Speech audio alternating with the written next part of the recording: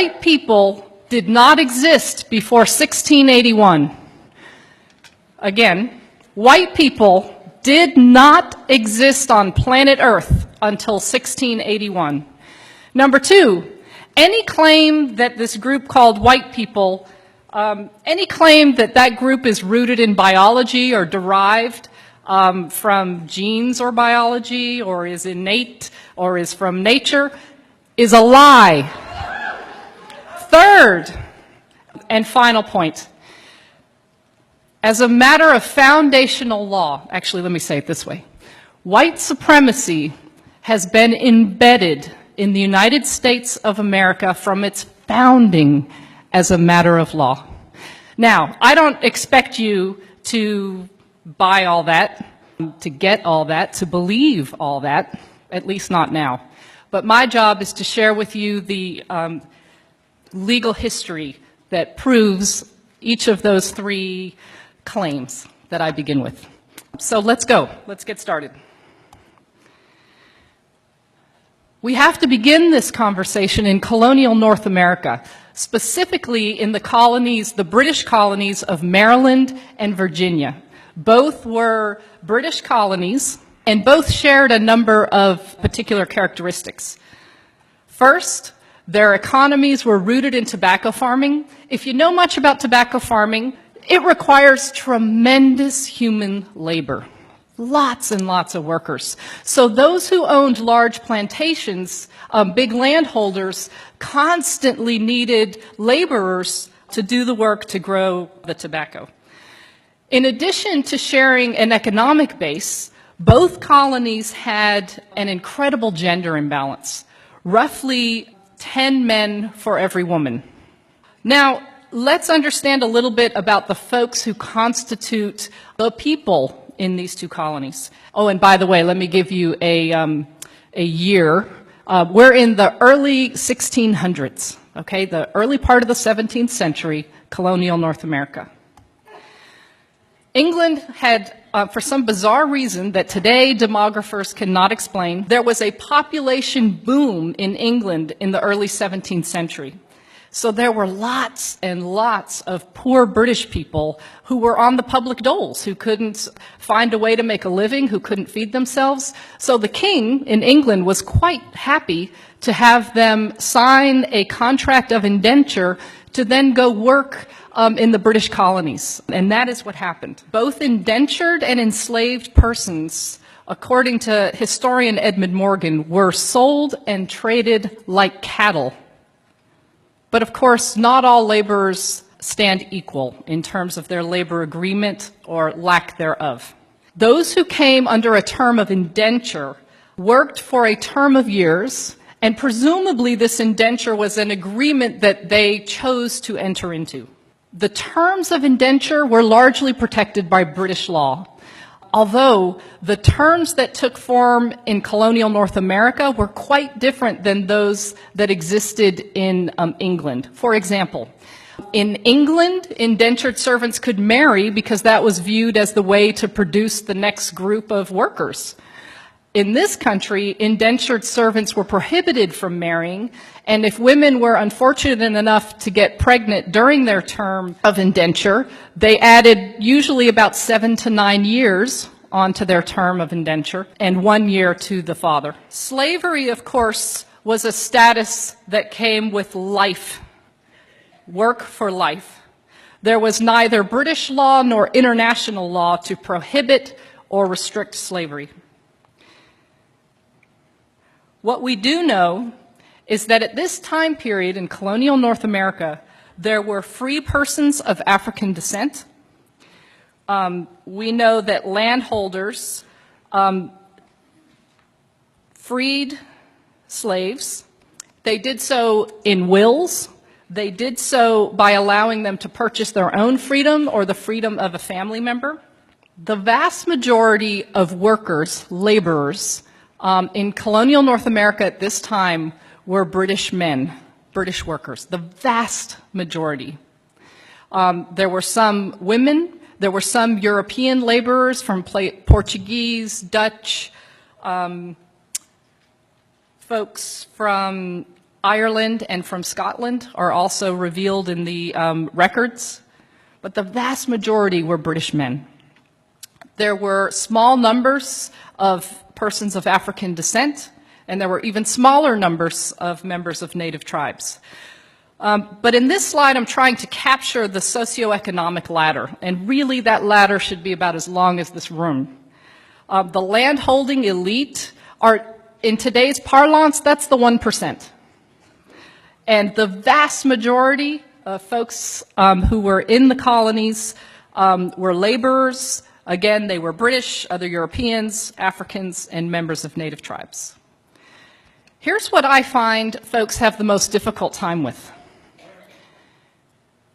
We tend to really struggle with getting a good picture of social life, the social context at this juncture. We're very good at understanding the social relations that exist later, and we'll talk about those in a moment. But pre-Bacon's Rebellion society is something that we generally in this country struggle to grasp. So I'm going to do my best to paint a broad stroke picture of this time period. What we know is that British and African laborers worked, ate, and slept together. Furthermore, the evidence from this period, which covers the first 3/4 of the 17th century, that the anecdotal evidence reveals that they lived under similar conditions and faced the same opportunities and chances to make it once one was free of their term of service, whether free of enslavement or free of indenture. So let's review this. British laborers constituted the vast majority of the populations in both colonial Maryland and colonial Virginia. All men, of course, because the law of coverture, let me tell you something about that law of coverture. The law of coverture is derived from British common law, and it structures marriage. And this is how Barrister Blackstone famously described the law of coverture. In marriage, the man and the woman become one, and the one is the man. You didn't have the right to retain your own wages. You couldn't create estate planning, wills, or trusts without the approval of a man. So all men who were free of indenture or enslavement faced the same opportunities in these colonies as a matter of law. For example, free men of African descent could own servants or slaves, and they did. They could vote, and they did. They could marry persons of the opposite sex. God, and I love that I have to make that qualification now. Woo! They could marry persons of the opposite sex regardless of national origin, and they did. In fact, marriages between men of African descent and women primarily of British descent were not uncommon at all. In one county, 1/2 of the free men of African descent were married to a European woman. There was a challenge to these marriages, but it did not come from the masses. It came from elites, and that's what we're going to talk about next. All right, this little depiction is meant to be a depiction of the lawmakers in Maryland, colonial Maryland lawmakers. They passed a law in 1664 punishing, and I quote, British and other freeborn women who marry enslaved Negro men. The punishment for entering into these marriages was that the woman herself would be enslaved for her husband's life, and any children they have would be enslaved into their 20s. Now imagine that you are a plantation owner. That's not a bad deal. I get more property. I like that. And that is exactly what happened. Rather than deter these marriages, which is the express intent of the law of 1664, rather than deter them, these marriages were encouraged by property owners because that, in fact, that such a marriage increased their property value. This law of 1664, represents, if not the first, certainly the precursor to anti-miscegenation law. These are laws that punished or prohibited marriage between, notice that white people didn't exist yet in 1664, at least as referenced in that law. But most generally speaking, anti-miscegenation law prohibited and punished marriages between a white person and a specific non-white person or persons. Let me be really clear. I read all the time in history books, in academic texts, and I read anti-miscegenation law described as prohibiting interracial marriage. That's not correct.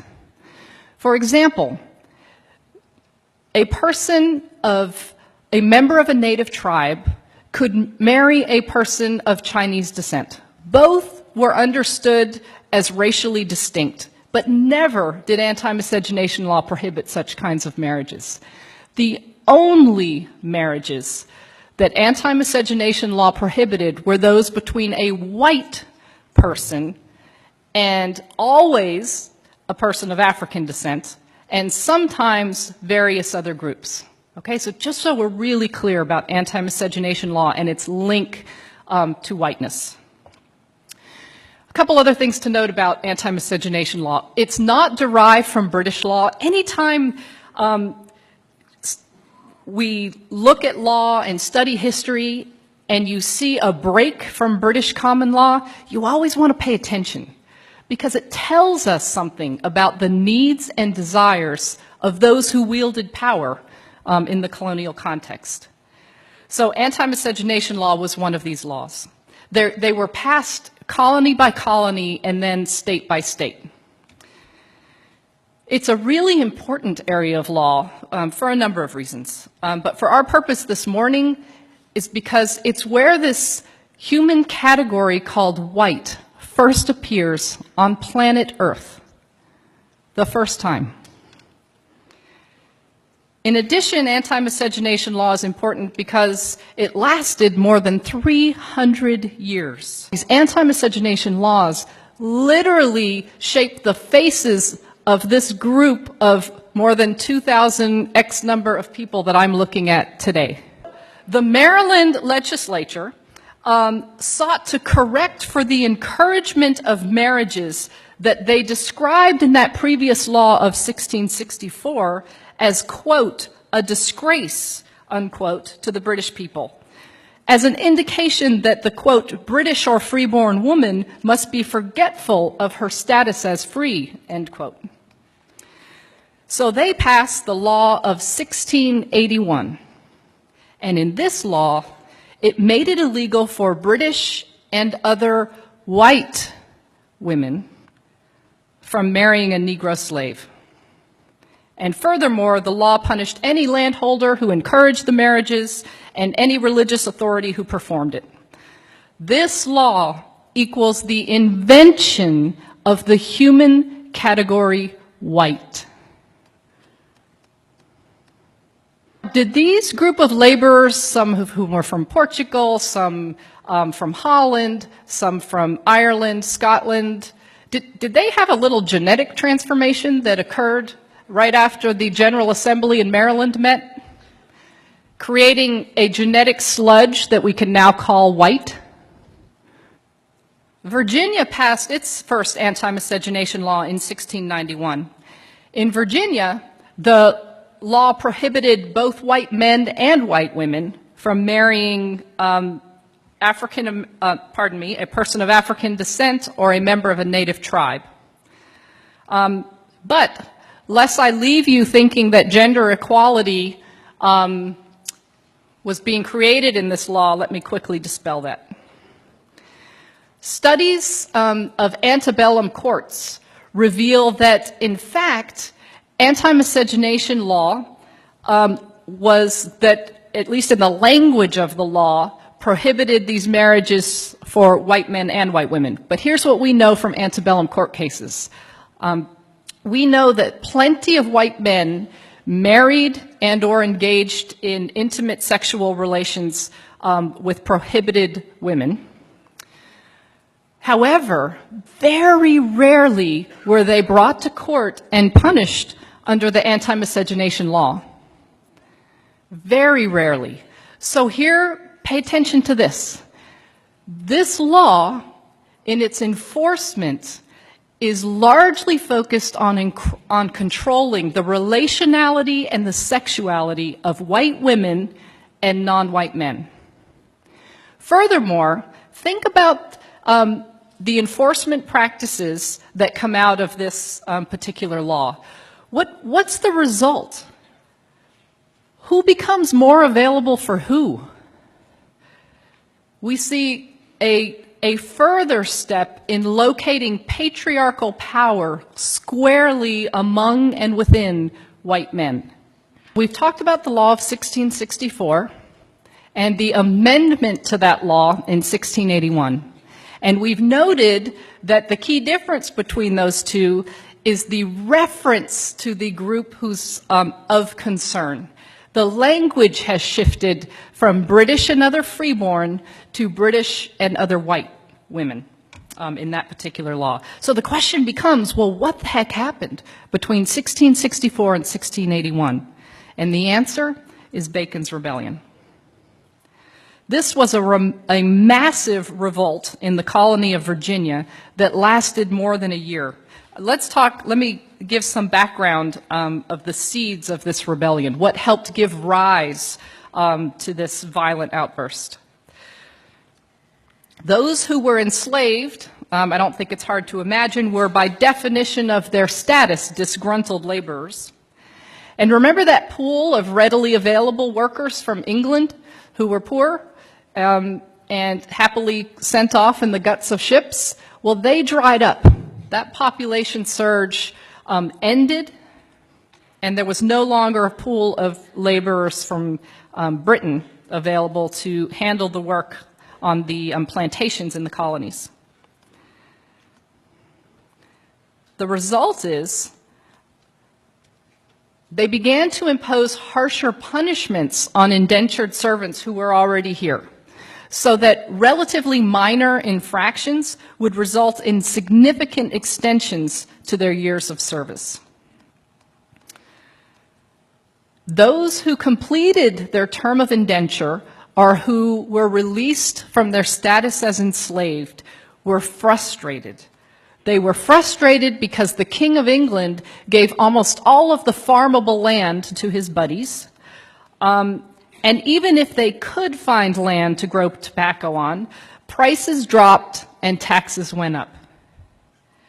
So land and other opportunities became much more limited. So this guy, Nathaniel Bacon, the guy pointing his arm, he didn't have to search very far for disgruntled laborers. Both those who were enslaved or indentured faced worse treatment, and those freed faced less ability to make a future for themselves. Persons of European and African descent fought in the first phase of Bacon's Rebellion against members of native tribes, and then in the second phase of Bacon's Rebellion against the British ruling elite. Nathaniel Bacon ultimately died from wounds that he received in a battle, and England sent troops into the colony, and that eventually quashed the rebellion. But not without having made a significant impression upon those who wielded authority and were threatened by this rebellion. Remember, this rebellion lasted over a year, and records from lawmakers in Virginia to the Legal Oversight Authority in England revealed that over 30% of the population were in support of the rebellion. Here were the lessons from Bacon's Rebellion. A united labor force is a threat to the form of capitalism taking hold within the colonies. Virginia lawmakers wrote letters to the Oversight Authority in London explaining that they intended to pursue a divide and conquer strategy in order to prevent future rebellion. It's only after Bacon's Rebellion that we see the emergence of white people as a group of humanity. Let's think about this for a minute. 1681, some lawmakers invent a new label for a group of people.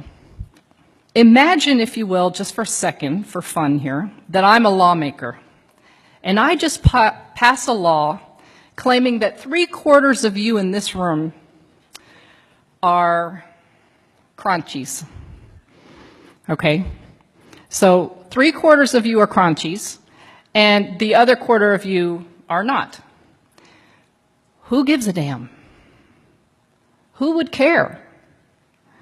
Some silly lawmaker came up with a label for you. It's really unlikely that it would mean much. But let's say I follow it with this.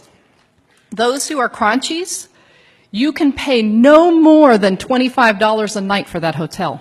No more.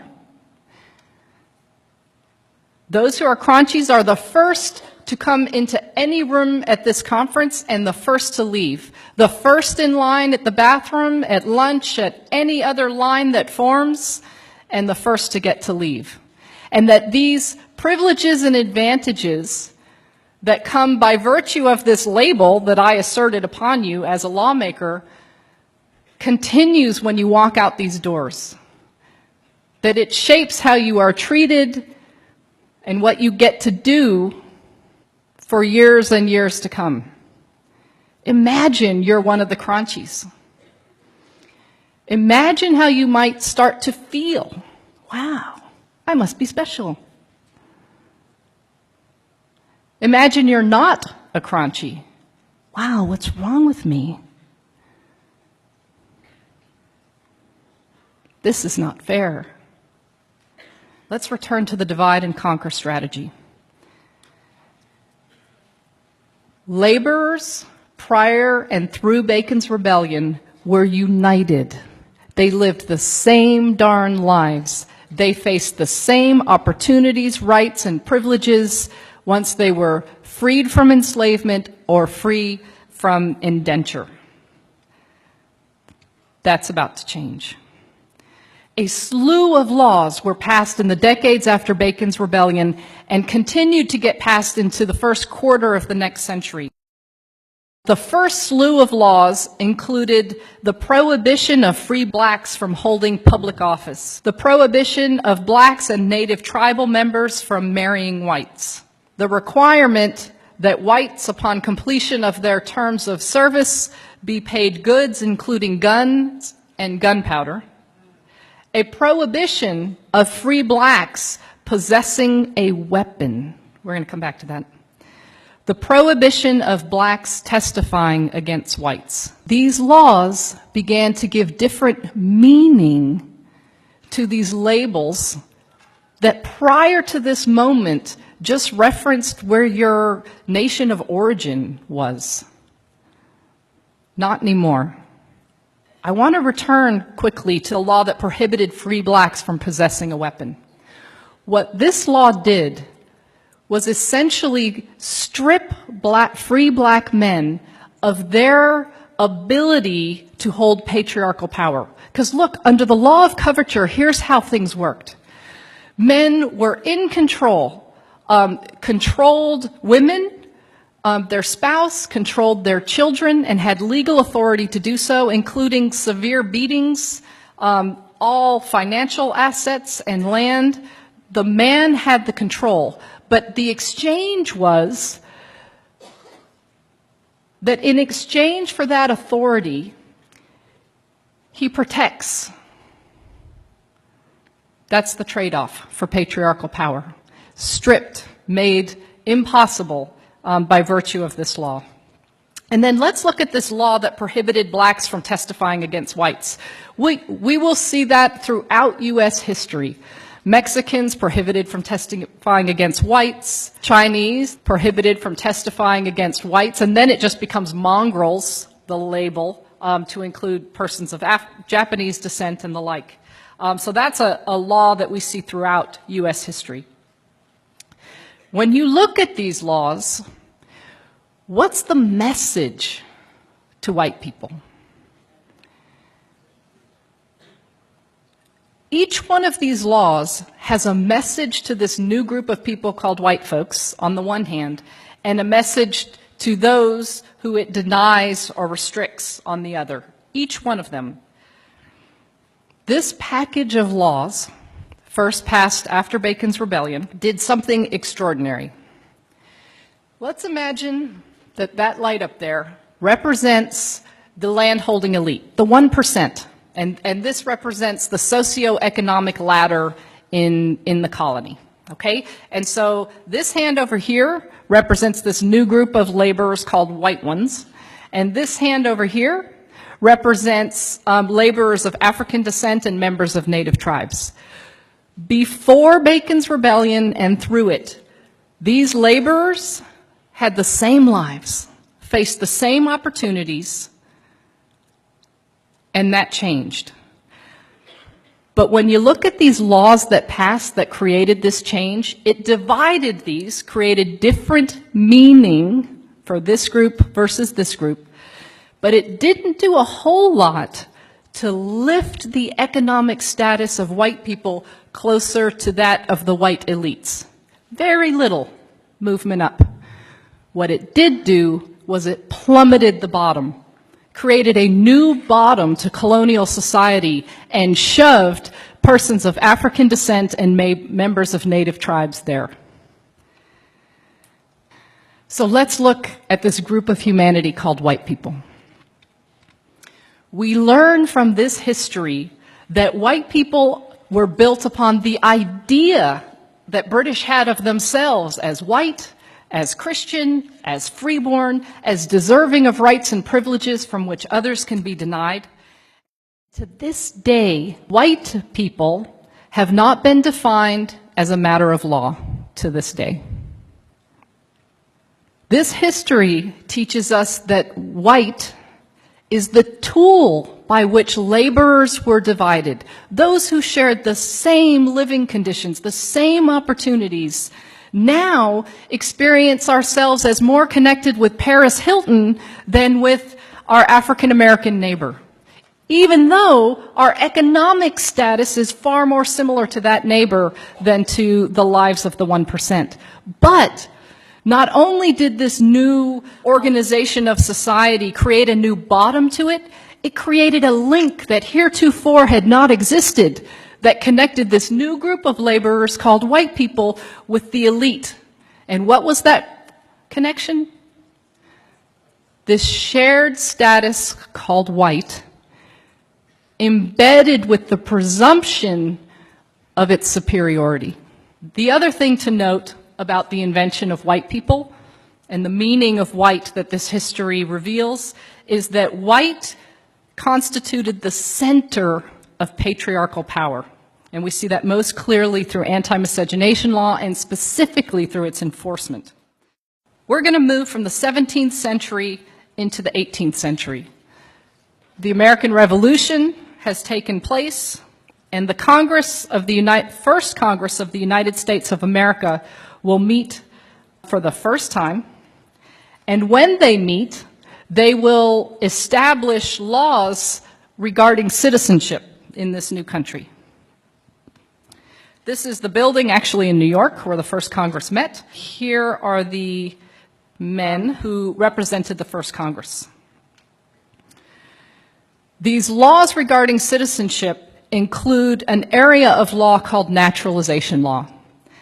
Naturalization law provides the process by which one who is not born in a country can become a citizen. The first Congress of the United States determined 1790 that in order to become a naturalized citizen of this new republic called the United States of America, one had to be white. This was valid law in the United States until 1952. You had to be white to be a U.S. citizen. 1952. Now, as is often the case, laws impact those who are gendered female differently than those who are gendered male. No less true with the naturalization law. For example, white women who were citizens, if they dared to marry a man who was ineligible for citizenship via the naturalization law. In other words, he wasn't white. She loses her citizenship. These laws work to make white women most available to white men, and frankly, all women available to white men. The requirement of whiteness in naturalization law has had a significant impact on various groups of people who've come to the United States of America. In fact, the naturalization law was a significant piece of evidence used in the Plessy versus Ferguson case in 1896 to determine that U.S. citizenship status and therefore the protections of the constitutions were never intended to be applied to persons of African descent. Naturalization law assured that the masses of Chinese laborers and then Japanese laborers and then various other groups of laborers who came to this country would remain cheap, dependent labor. Why? Because even though they were significant in number, especially relative to their employer and landholders and railroad companies, if you're not white, you're not a U.S. citizen. If you're not a U.S. citizen, you don't vote. If you can't vote, you can't voice your political needs and desires, thereby reducing these groups of people to dependent, cheap labor. In addition, naturalization law was used to block persons of Chinese and Japanese and Filipinos, and we could go on, various groups. Not only did it result in them getting paid less for doing the same job, but all kinds of taxes got imposed upon them. So there was a foreign wage tax, various laws were passed that blocked them from being able to work in the public sector, blocked them from being able to hold a managerial position, and then of course alien land laws were passed. These were laws that made it illegal for those ineligible for naturalization, i.e. not white people, made it illegal for them to own property. And so what's the result of these laws for white people, right? Because we're real good about seeing the harm that these laws cause for certain groups. But let's get the flip side of that coin. When I make a whole group of people ineligible to purchase land, it makes more land available and cheaper for me, for white people. When you're the lowest paid worker and prohibited from moving up as a matter of law, then those positions that get paid more, that are more desirable, are more available to white people. So we see, just from this one law, and I could spend another hour with you at least going through these combinations of law, naturalization law, anti-miscegenation law,